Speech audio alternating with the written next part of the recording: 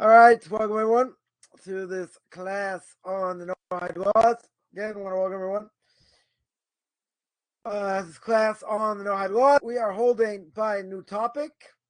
We're speaking about monetary laws. Monetary laws last week. And now we're going to speak about Dinim. About basically setting up law courts. Now, the mitzvah of Dinim is complicated, just like a lot of these Noahide laws are. And the question, there's an obvious question: what is it? How do we define it? How do we make it practical? Right? You always want to make things as practical as possible. So understanding where it came from is a little bit difficult because, with us, i.e. the Jews, we have our own religious courts, right? That we judge monetary disputes, and other things. So really, we have our own courts. What is the word about Noahide? It doesn't seem we need, to address that. Now, that was the case up until the year 1550. There's a legal dispute, which, again, there's a whole discussion. There's going to be a whole discussion over here that questions now, what about non-Jews? What about Noahides? Now, what's the earliest source? Genesis chapter 2, verse 16. A lot of references in the Torah for the needs of justice. Torah says, Genesis chapter 9, verses 5 and 6. Says, I will certainly demand the blood of your lives, the hand of every beast. I shall require it. The hand of man, even the hand of every man's brother. I shall require the life of man. Whoever spills a man's blood, by man, his blood is spilled. Now, what are we looking at over here? Justice. Punishment to be carried out for someone who murdered. Who's going to be carried out? By man. Comes on the Medrash. The Medrash says, for other examples, for justice. Comes on the Rambam. The Rambam and the laws of kings, chapter 9, verse halacha 14.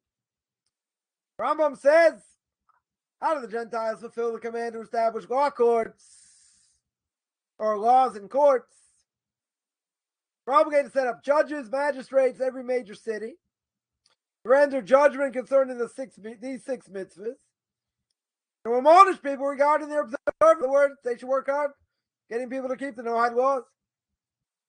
Gentile transgresses these 7 commands, be executed by decapitation. That's pretty bad. For this reason, all the inhabitants of Shechem obligated to die because Shechem kidnapped.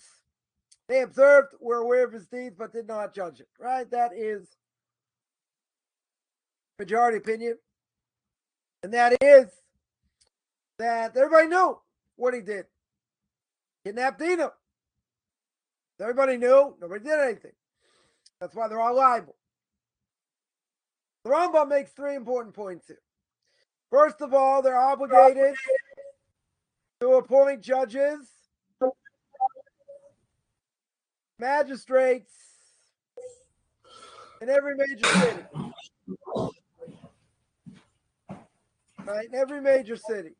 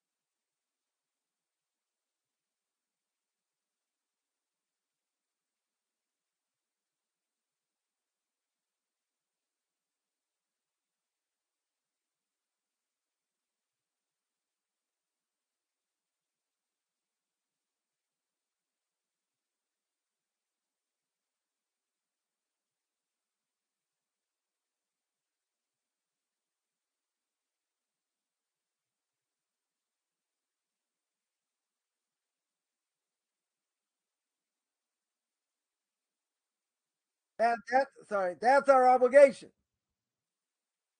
Right? That would be our obligation over here. Right? And that's courts. Right? Non-Jews have to establish law courts. That's the essence.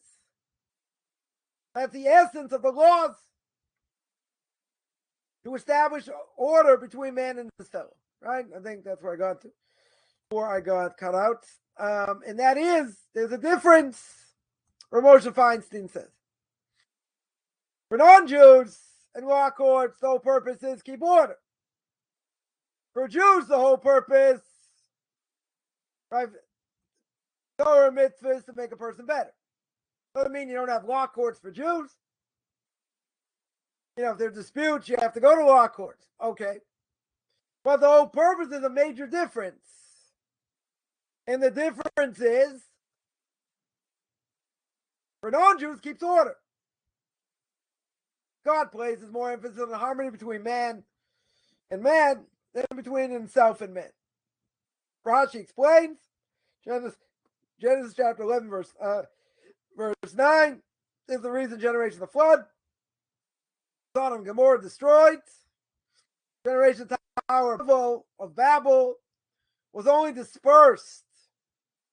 The times of the flood in Sodom and Gomorrah, the main sins were what? Between man and his fellow. Therefore, they got destroyed because they didn't have common sense. You know, they have, or I shouldn't say common sense. They didn't have proper respect, man to his fellow man. Therefore, they get destroyed. However, the times of the Tower of Babel, their sins were primarily between man and God. Therefore, God was lenient with them. Now, this could be a whole discussion. Because you remember repentance on Yom Kippur. Yom Kippur does not atone between sins between man and man. Right? In other words, you have to appease your fellow man if you did anything wrong. If you go through 50 Yom Kippurs, more, you don't get atonement. Between man and God, if you do what you're supposed to do, very good. Between man and man, different issue. You know, it's interesting. People do things, and sometimes they're just, they're just bent on getting something done. And in the end, they mess up somebody in the process. Totally mess them up in different ways.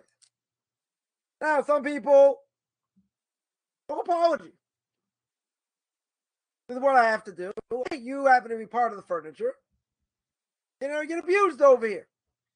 In different ways. Sins between man and man are severe. Totally severe. And sometimes boggles the mind. In between secular people, I can understand. They don't have a concept of Torah mitzvahs. They do what they want unless they get caught. Then they have to admit maybe they did something wrong or not, or they'll admit they got their hand in the cookie jar, but what am I going to do? Cookie jar deserved it. I get reasons why. But you mess someone up. You're going to say, well, that's life. Suck it up, as Whoopi Goldberg would say. A religious person wouldn't say that. But when it comes to things between man and man, some people, unfortunately, they could be ultra-Orthodox, big hats, long coats. They don't care. It's all about them. What I need. They're going to say, does it really happen? Yeah, it does. Unfortunate. And but they did him in law courts.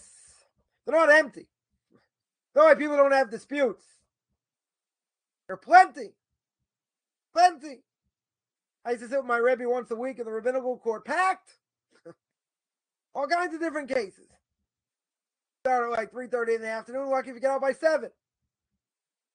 Right? A lot of different cases. And it's that. See what people do. I mean, obviously, people come in not necessarily telling the truth or stretching the truth or, whatever. But a lot of these things are Torah prohibitions. You can say, well, if it's rabbinical, so what? It's still bad. But a lot of these things are Torah prohibitions. Why aren't people more careful, especially in business? Other things. So I'm going to tell you a fundamental principle. There are 3 ways to test a person. Right? The Gemara in Eruvin says this before. Koso, kaso, kiso. Koso means how they drink.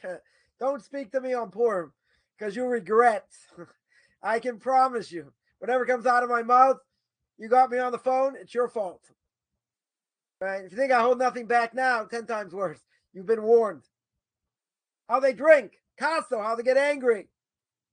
What's kiso? How they deal with their pocket. Meaning money. People do funny things. People do funny things that you say, come on. You're causing damage here. I don't care. Do what I want over here and I'll stop.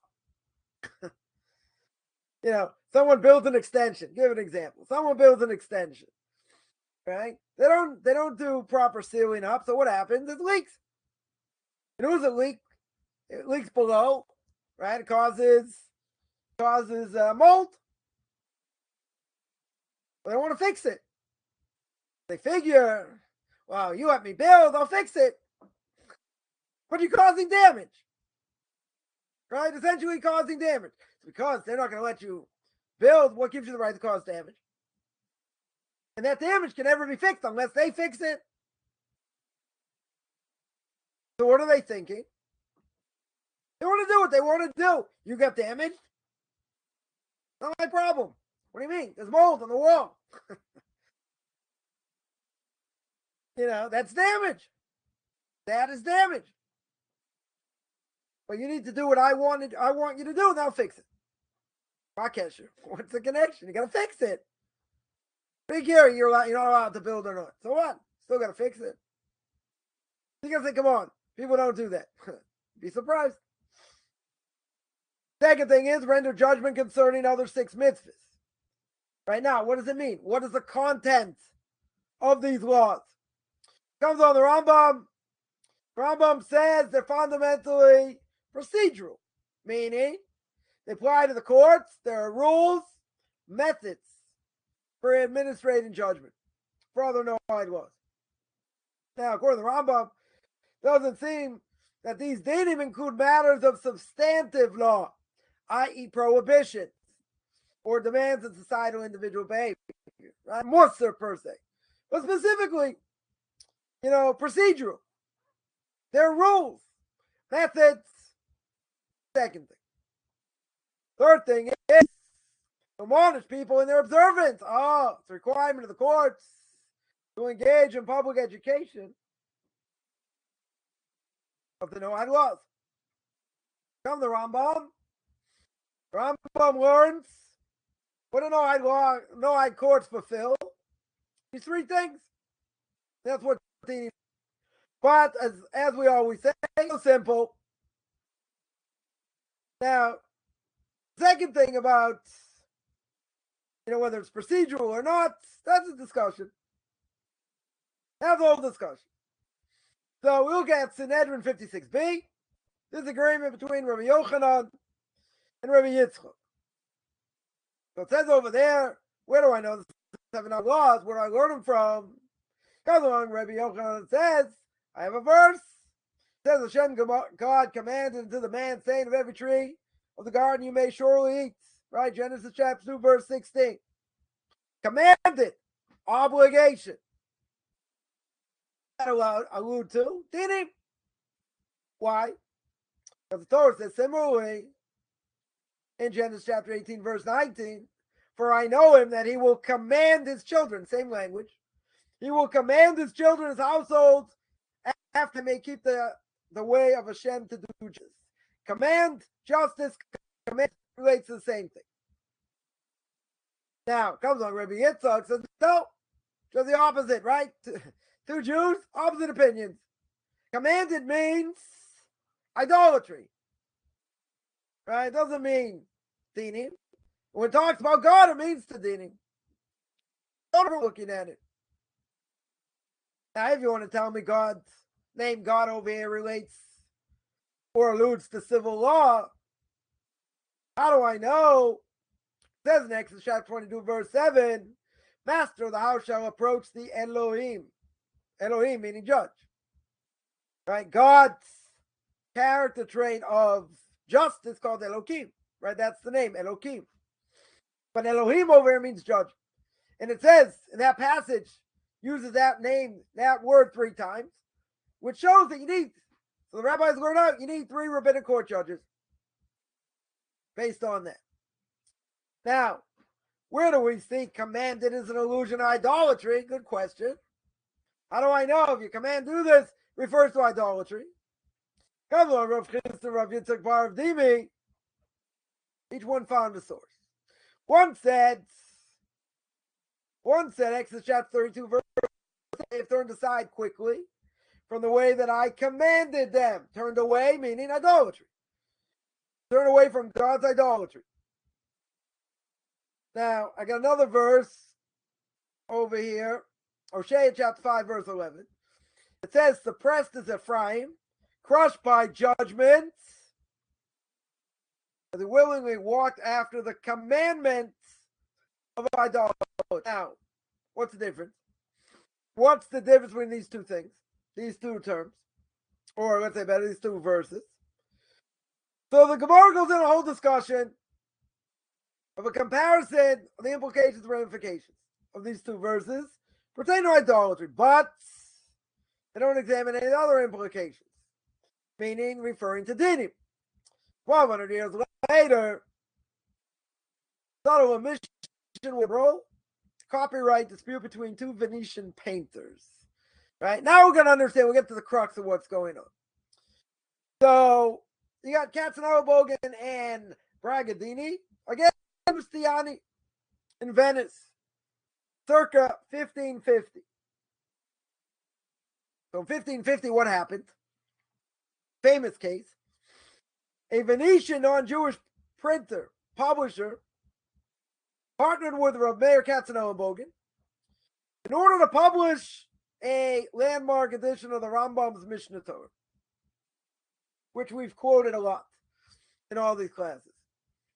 But it contained Rav Meir's critical emendations.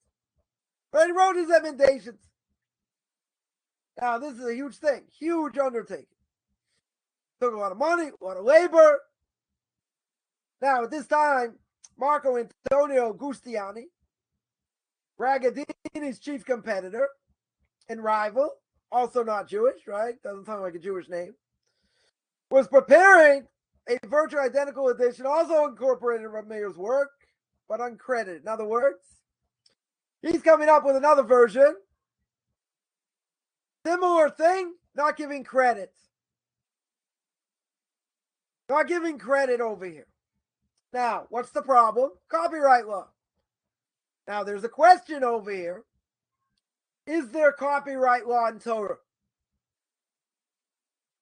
Right? Is there such a thing?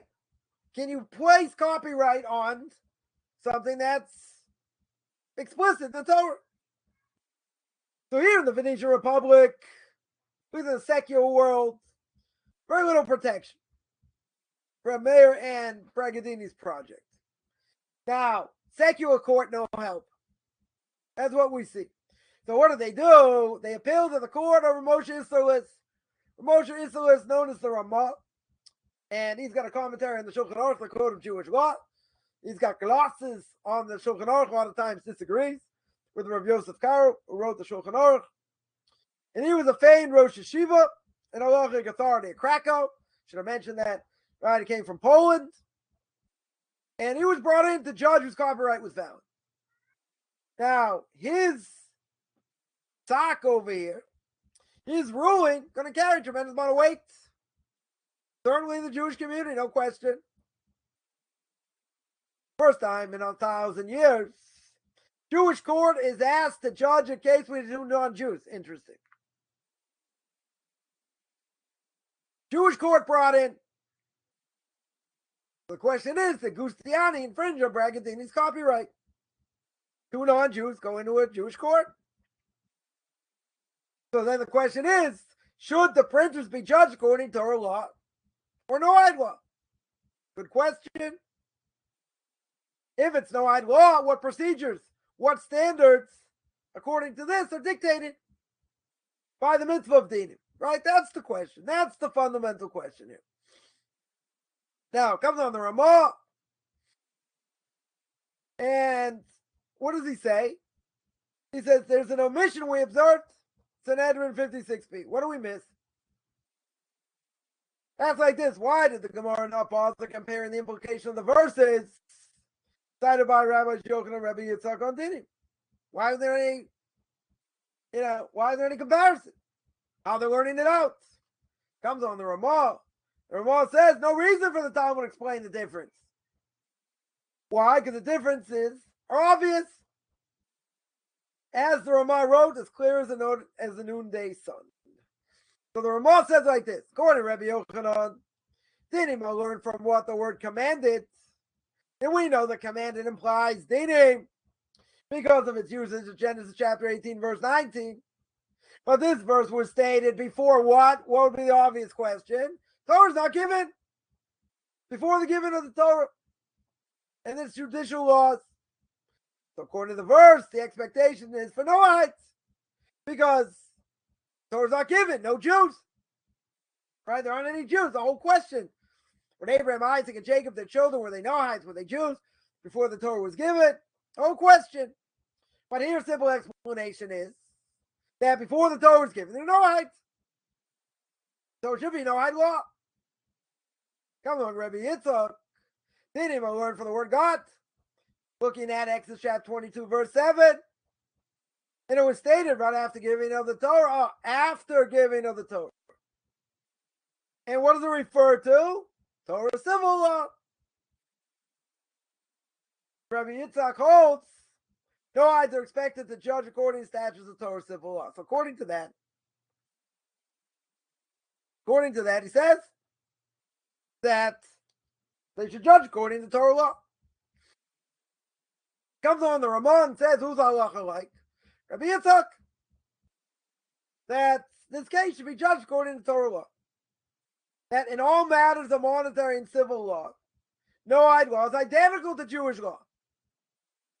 Except when clear exceptions demonstrated in the Talmud. Right? Now again, he's making a very strong statement here. He's saying that there's no difference in monetary law between Noahide law and Jewish law. Right? Sorry, Noahide law is identical. Except when there are exceptions. So now when it comes to copyright, the Rama extends this principle even to rabbinic law, not Torah law. Even a rabbinic law. So dinim is substantive as well as procedural. It's both. Very hard to say it's both. We'll see why. So not only does it obligate Noahide to set up courts and administer justice, but it requires the court for all intents and purposes to judge two Noahides as the basin would judge Jews. No difference. So therefore, dinim mandates the substance of monetary laws. From the court's perspective, no different Jewish laws. So in this case, when it comes to dinim, Jewish law and Noahide law are the same. Right? That's what he's concluding. Now the question is, if that's true, how do we look at it?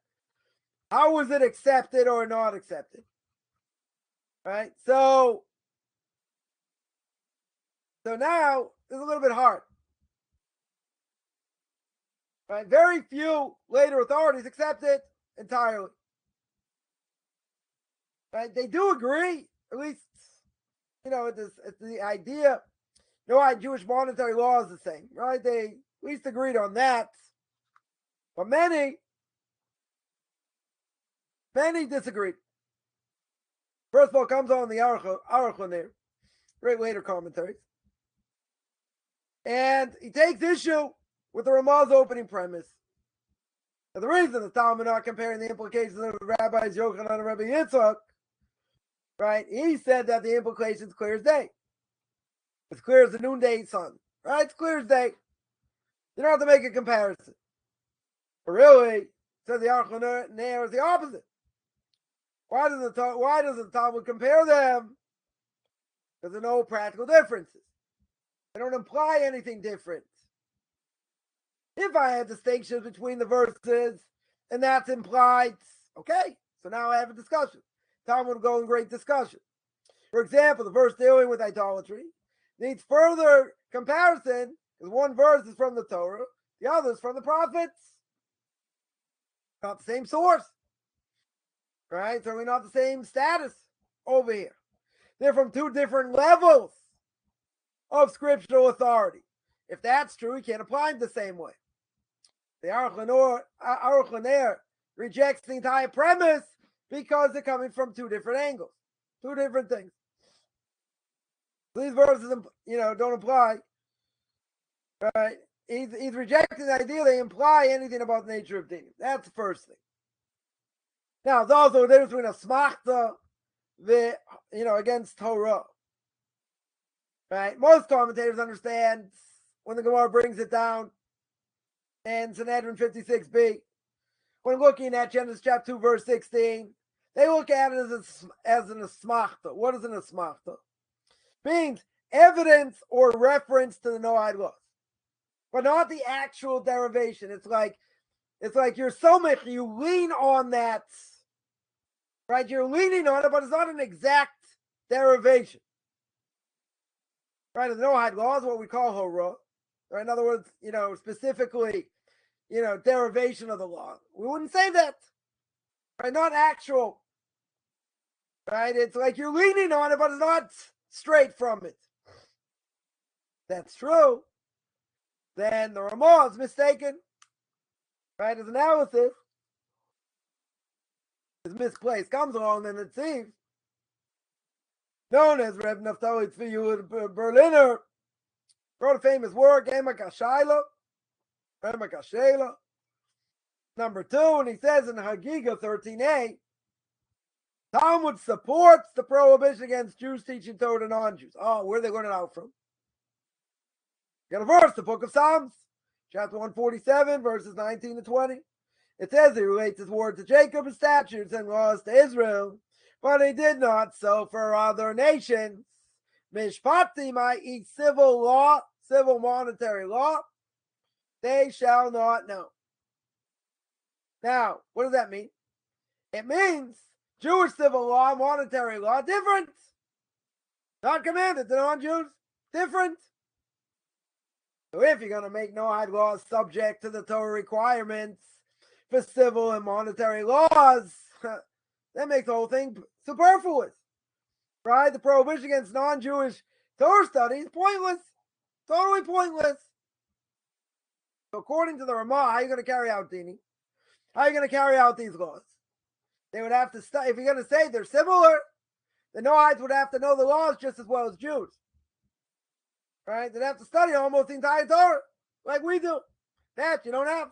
And that we spoke about. That's an impossibility. It can't be that. Not only that, he says the Talmud itself, right? When you look at the main presentation of the Noahide laws, who do we go? Like Rabbi Yochanan, not Rabbi Yitzchok. And the Medrash also explains dinim according to Rabbi Yochanan.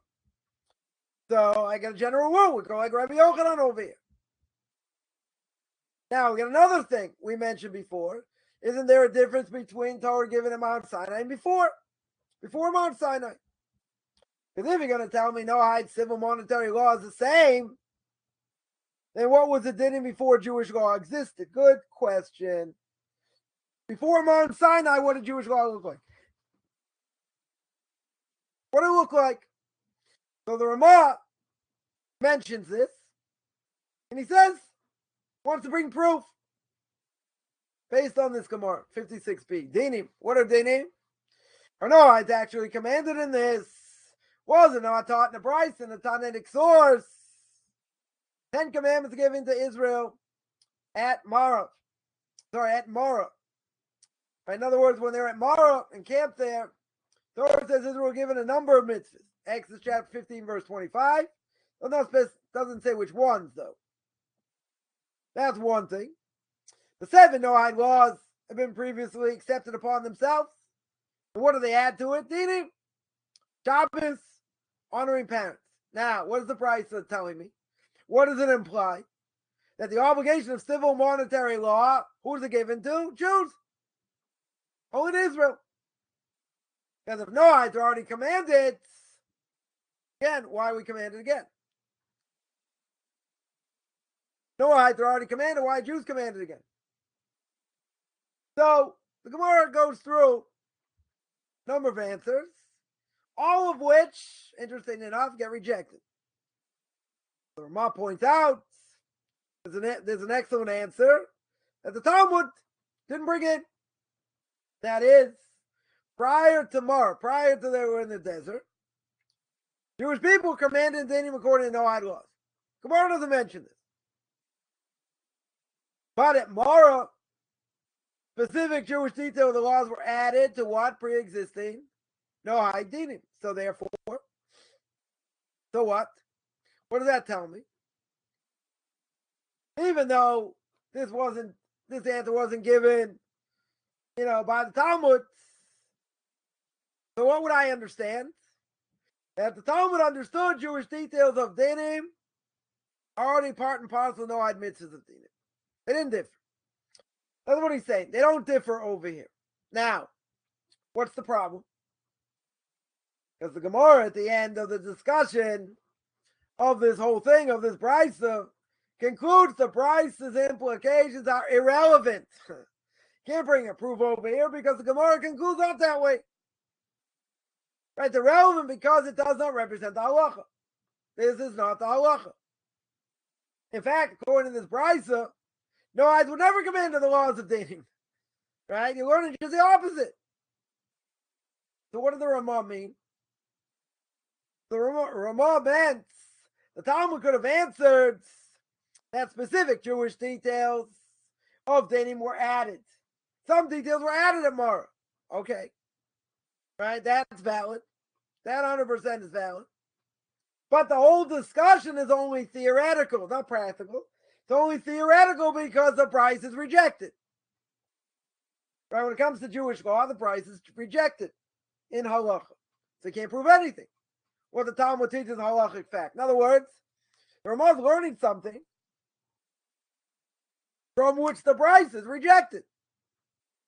Very hard to say. How are you going to bring proof to something that gets rejected? So there's another problem. And that is, according to the Rama over here,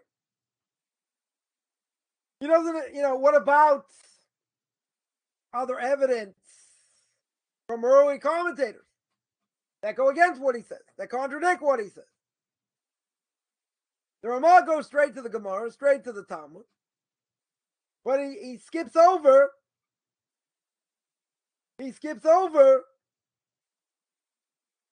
early commentators that reject him. Right? There are many that reject him. You got the Rambam, right? You got the Rambam, you got the Ritva, right? It was a student of the Rajba, right? 1400s, 1300s, 1400s, right? But you got rejection over here. So you got two Rishonim, two of the early commentators, right? We're going to mention. And the Rama, what is he trying to do? The Rama over here is trying to bring proof from the Rambam, citing that the Rambam holds many details of Noahide prohibitions, right? He speaks about it, right, in the laws of kings. He speaks about theft, he speaks about idolatry. And they're identical, seemingly identical to what? The Jewish prohibitions. The Rambam says, when two non-Jews come before you to have the dispute judged, according to Jewish law, let's see, what does the Rambam say? If they both desire to be judged according to Torah law, judge them. Not a problem. You're allowed. You're allowed to judge them. They want to go according to Torah law. If a person desires to be judged according to Torah law and the other does not, they force to be judged according to their own laws. Right? That would make sense. In other words, if they want to go, Rambam says the Laws of Kings, chapter 10, halacha 12. If they want to go according to the Jewish law, very good. Problem. If one doesn't, two non-Jews, one doesn't, they judge according to their own laws. Right? So according to this, Noahides have no obligation, right? Seems they have no obligation the judge according to Torah law. Not only that, later commentaries tell us that if you look at what the Rambam said, the Rambam reveals almost impossible to say that this goes according to Rama. Right? What does the Rambam seem to apply? The opposite. Totally the opposite. Not only that, take it one step further, there's not a single Rishon, one of the earlier commentaries, nobody explicitly supports the Rama. Not only that, they disagree with the Rama. Right? Some explicitly, others by implication. Right? So, in other words, doesn't have any proof. Doesn't anyone support him. So we're going to accept, if we would accept such a controversial idea, and we're going to say this is Jewish law, this is halacha, then we're going to establish the Rama's opinion within, a tradition, some sort of, what we call Masorah. Right? Otherwise, he's got no standing, seemingly. Right? Maybe we do have an earlier tradition supporting him. Right? That's going to be the question. Are there any precedents that support the Rama? That we're going to hold off on. Right? That we're going to have to see. Right? That we'll discuss. But the idea over here is, if no one agrees, you got no early commentaries agree. So where's the proof? Might have to come on to the fact that maybe he had an earlier proof, precedent, before that time. Maybe. But if not, and everyone disagrees with him, it's going to be a problem. Right? It's going to be a major problem. Yeah, so any questions on any of that? Where did he come from? What the source is? Difference of opinion between Rabbi Yochanan R Yitzchok and the Gemara in Sanhedrin, 56b, or the problem of copyright, and what the Rama holds. Any questions? Any questions on any of that?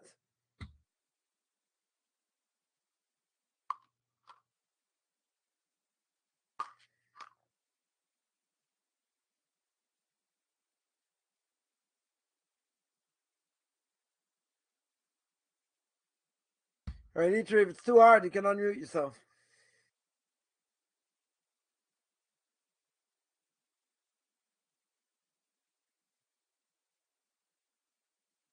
The question is, as long as secular does not contradict, it should be followed. Yeah. And what do you do if there's the law of the land? Law of the land is a huge thing also. Right? What if the law of land is one thing?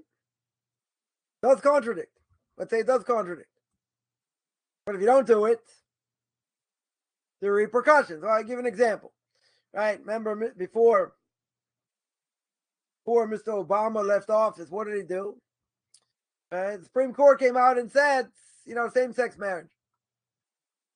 Now, if you work as a clerk, two homosexuals, two lesbians come in, they want to get married, and you push papers and say, no, it goes against what I believe, I can't sanction it.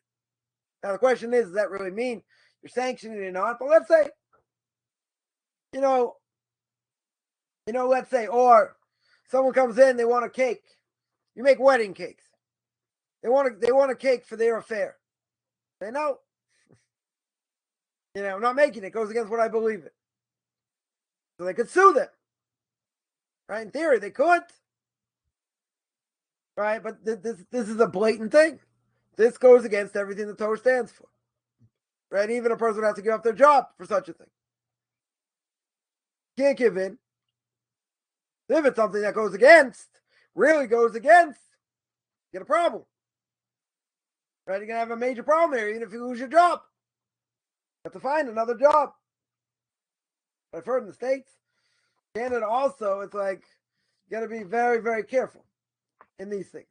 Right? Can't open your mouth. Can't say anything against that. It's a good thing I don't live there. I have a much bigger problem. Right? But, it's a huge issue. It's a huge issue. They want to ram it down your throat. What are you supposed to do? Can't come out for it. Can't say congratulations. Right? Certainly putting a stumbling block, can't do that. You have to explain. This is what I feel. You want to do it. Okay, that's your choice. Right? That's your choice. But, I cannot be a part of it. That's what you're on the Jew. Okay? Goes against everything I believe in. Could people lose their job for speaking out? Yeah, someone told me. So I said, what happened to separation of church and state? They're like, haha. You lose your job. Are you allowed to give in? Are you allowed to give in? You have to lose your job. But someone told me this is everywhere. This is everything. It's not just one place, so to speak. It's everywhere. Right? So they're, so what? You got to be politically correct. Got to leave my mind open until my brains fall on the floor. It's a problem. It's a serious problem. Right? So when I was in the States, I kept my mouth shut for the most part.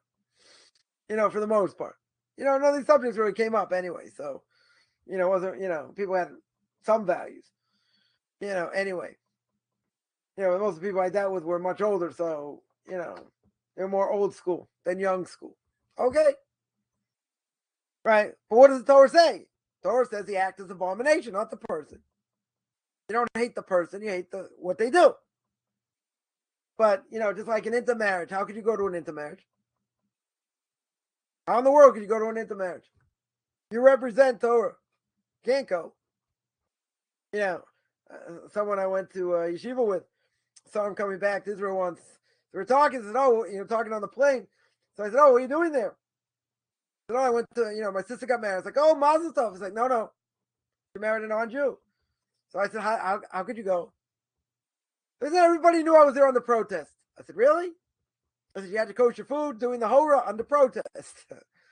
Right? You were there under protest. Yeah. So you want to make waves. I get it. But you're an Orthodox Jew. This is the single biggest thing destroying Judaism today. How could you go? Can't go. You got a sibling gets married in the church, religious ceremony. Spoke about that. How can you? Right? Goes to get, take the repercussions are what they are. Lashon hara. You got a boss, need some information. You know the information, but it's Lashon hara. You can't give it over. He says, listen, if you don't give it over, you're going to get fired. You're going to lose your job. Chaim says. So you got to say, what? That's the merit for Torah, for keeping Torah? It's what God wants. You got to uphold it. You can't be a cream puff, as I would say, or a friend of mine would say. You can't be a cream puff. Torah is what it is. You don't like it. Rami would say, go eat cocoa. You don't like it? Okay. I got hammered a number of times when I was in the States. I didn't even bother to answer. I mean, I answered a little bit. A little bit what I had to, but and I think this and I think that. Okay. They didn't ask me a question. It was an agenda. Right? I didn't make a big deal about it. I mentioned one thing. Someone made a comment. So I said, well, you must be well versed in this. You must know all the evidence. You must have sources for what you're saying. That person wasn't a dummy by any stretch. Very sharp. What did they say? And then you can't argue with. Right? It doesn't really waste of time to argue. But what did they say? They said that's what I feel in my heart. And you're a fanatic, but that's what I feel in my heart. Okay? Feeling in your heart, that's not an argument. Feeling in your heart means it pains me, it's sad, it's this, it's that. You're not giving an argument. You're not giving me sources. If you want to give me sources, we'll have a discussion. You want to tell me it's in your heart? Okay. I spoke to someone last week. I think I mentioned this. About what's going on here with judicial reform. And it's like, a bunch of fanatics, right wing's taking over, hate the right wing in America, hate the right wing there. Religious Jews are making it worse, blah, blah, blah. I said, do you have any idea what the Supreme Court here does? Any idea at all? If it's happened in the States, they tar and feather them. Right? Every time Congress made, made a law, whatever the case was, the Supreme Court says, no, we don't like it, we're going to uproot it. Congress makes all kinds of things. All kinds of different things. Supreme Court sticks its nose where it doesn't belong. Nope, that's unconstitutional. Nope, that's unconstitutional. What do you mean? You have a right, no checks and balances here. We don't have a constitution, for goodness sake. Right? But they stick their nose in where it totally doesn't belong. There's cronyism. Who supports who makes the next judges? They do. They get the majority, so they say who the next judges are. That's corrupt. So the left doesn't disagree. They totally don't disagree. It's just they're saying it should go much slower. But it's totally corrupt. 100%. So I said, you must be aware of that. You must know this is what's going on. Checkmate. That was it. I said, if you know what's going on, okay. You want to discuss it, fine. But it's not about what's in my heart. Nobody cares what's in your heart. I mean, you could get punished for a lot of things in your heart, true. For some things. Even though we say words in your heart don't mean anything. But the reality is over here, you're talking out of your elbow. Totally out of your elbow. You don't know the issue. No, but you're very passionate about the issue. You don't like Orthodox Jews. You don't like the right. Okay.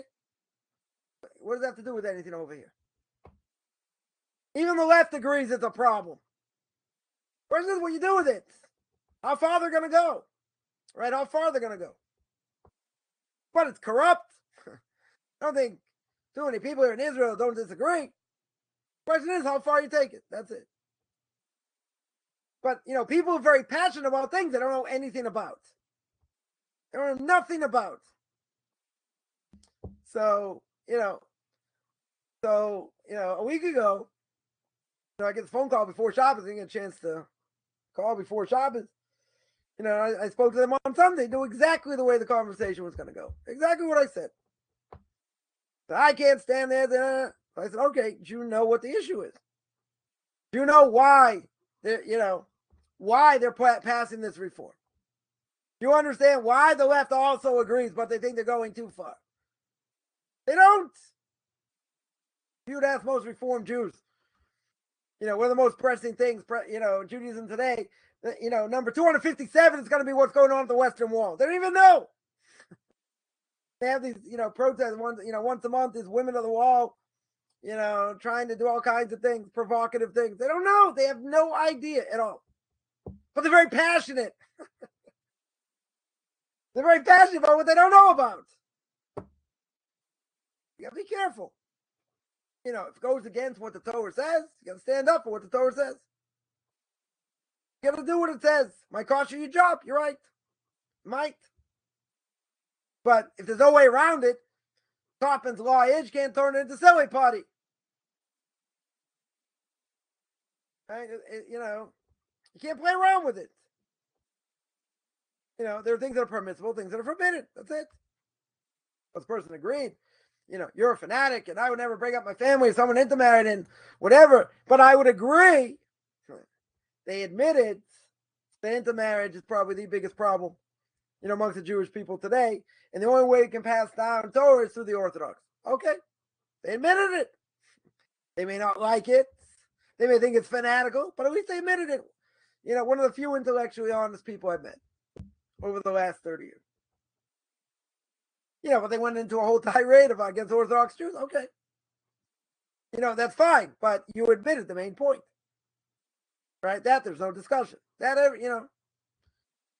that everyone would have to agree on. But a lot of people just don't care. It doesn't matter.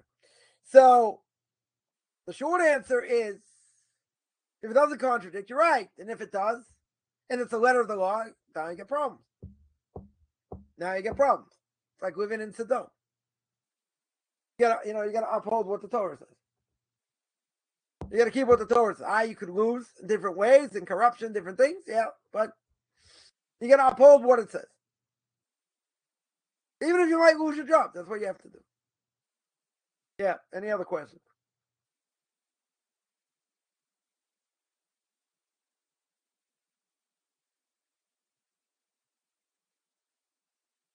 So when they mentioned call the police, private security, see something looks suspicious. Yeah, it's a moral imperative. Yeah. Some people think they see something, bad going on and say, well, You don't want to turn someone in. If you haven't set, you can't turn the Jew. Let's say it's a Jew. Can't turn them in. Why? Because Jewish a portion of the world to come. You send someone to the non-Jewish authorities.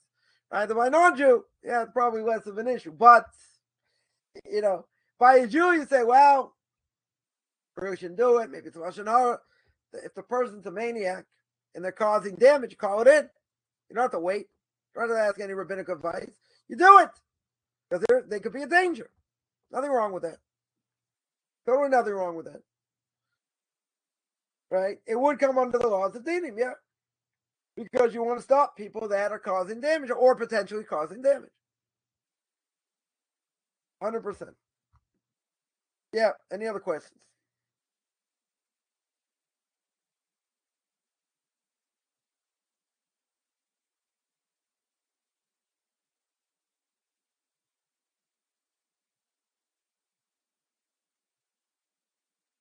All right. I guess there's no questions. I guess we'll continue with this next week. I'll just make a note. Seems like we don't have that many left. I noticed. Let me just bring it up here. 1 second. Oops. Let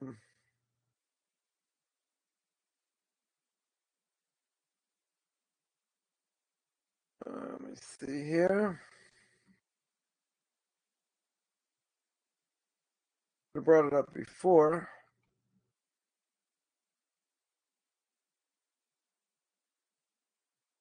Oh. All right, here we go. 1 second.